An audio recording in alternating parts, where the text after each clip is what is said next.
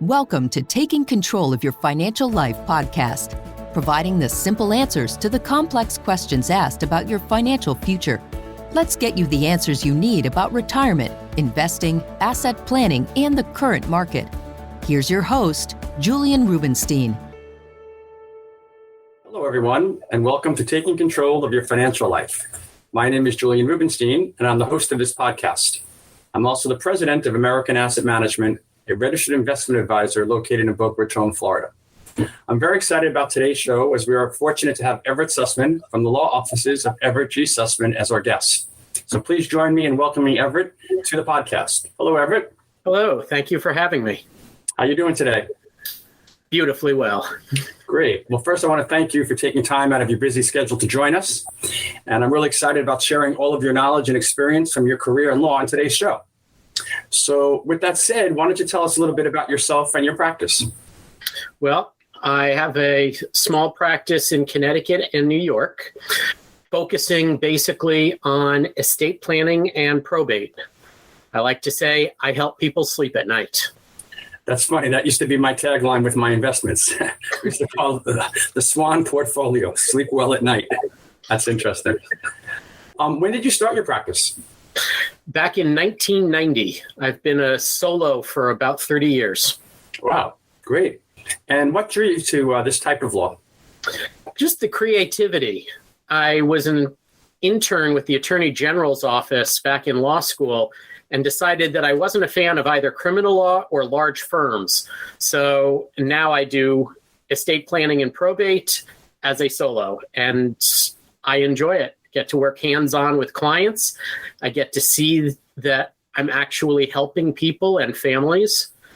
And I don't end up spending the entire week in the law library somewhere. It's interesting you say that because my first career, I manufactured shower doors. And I used to say the world doesn't need another shower door.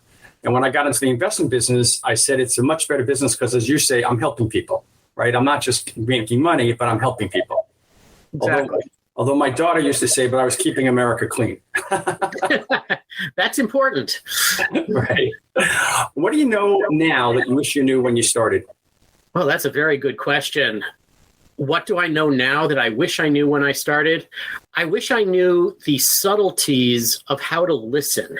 One of the things that I think I do quite well is listening. And everybody, every family has different priorities, different concerns, different fears, and different histories.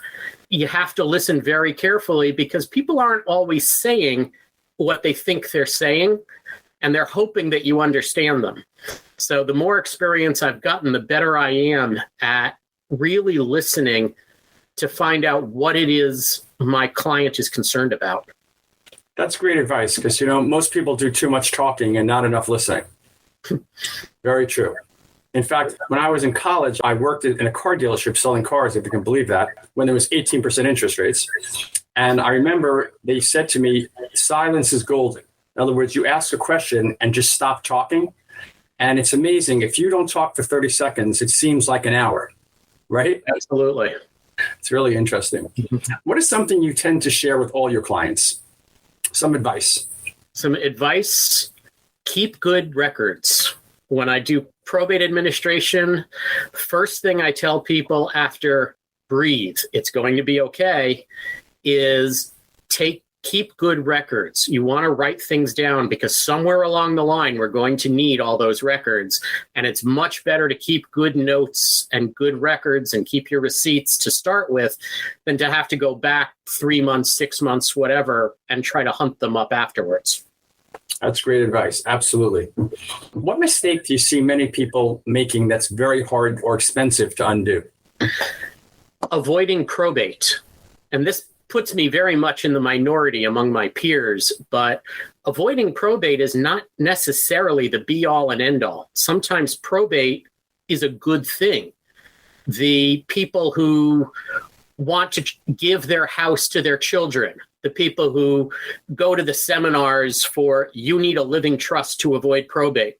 These are people who are very likely making large, expensive mistakes, and they may not realize that there is a mistake until their probate estate comes around and suddenly their family realizes, whoops, why did dad do that?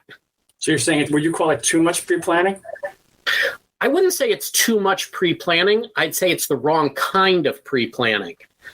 In the same way of with the pandemic we've got, yes, having vaccines, taking good precautions is great, but doing the wrong thing isn't going to help you any and may cause more damage than it stops. Right. We find down here in Florida, many years ago, people had a trust out of state to avoid the intangible tax. And then when that went away, the lawyers all convinced everybody here you have to have a trust. Yet if you're married and you, as you know, do joint tenants in the entirety, you have total protection and it doesn't go through probate and life's a lot easier. Right? Absolutely.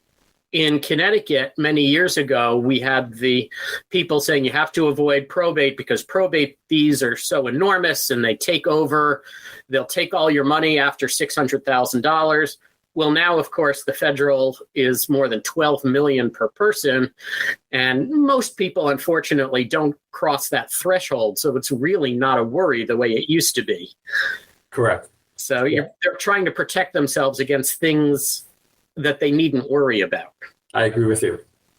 What is unique about your approach with clients? What separates you from your competition? I'd say a couple of things. In fact, one, I make house calls. And that always helps. In fact, it helps me because if I'm in somebody's living room and we're talking, I can ask them about their life insurance coverage. Well, they got that policy in 1983. They haven't looked at it since, but they know where those papers are.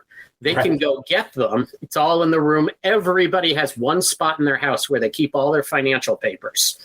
So they can go and get them, and that saves us a lot of time. I also, as I had alluded to earlier, I'm a professional listener. There are certain lawyers, unfortunately, there are good and bad in every profession, except yours, of course, that say, look, I know what you need before they've really heard what the person needs. There's an old saying that if the only tool you have is a hammer, everything looks like a nail. I never heard that, but I like that. Oh, okay. It's very good. I didn't make it up. I'm not taking credit, but listening is very important. Same thing in our industry. You have to see what the client wants because you can't create the right portfolio if you don't know what their goals and objectives are. Exactly. That's just what I'm saying. In your field, to say, oh, everybody needs this particular kind of investment would be ludicrous. Right. Obviously, different people need different sorts of care over different time periods. You would give different advice to someone who's 30 than you would for someone who's 80, I'm sure. Exactly. It's Absolutely. The same for me. Right. I have another saying, if you don't know where you want to go, you'll never know how to get there. There you are. Well, this has been great. Is there anything else you'd like to share with us that we didn't talk about or something I didn't ask? I would say that this is a great time to finally get out and do the update. I could have retired years ago if I charged people $10 every time I heard, we've been meaning to get around to this. Believe me, now is the time to get around to this because you never know what's going to happen. And the things you needed back in 2001 are probably different, and the laws certainly are different than what's going on now. So instead of waiting and putting things off, if I could give one piece of advice to people, it would be make an appointment, go talk to a lawyer, find somebody who has experience doing what you need them to do, and don't wait any longer. That's very good advice. Well, Everett, it's been a very enjoyable time with you, and I learned a lot, and I'm sure the audience learned a lot, and hopefully we can do this again soon. I'd like that. Thank you for having me. Have a great day. You too. Thank you for tuning in to Taking Control of Your Financial Life. For more information about today's topics, please visit or check the show notes for more important information and links. Share, rate, and review this show on Apple Podcasts or wherever you get your podcasts. Thanks for listening.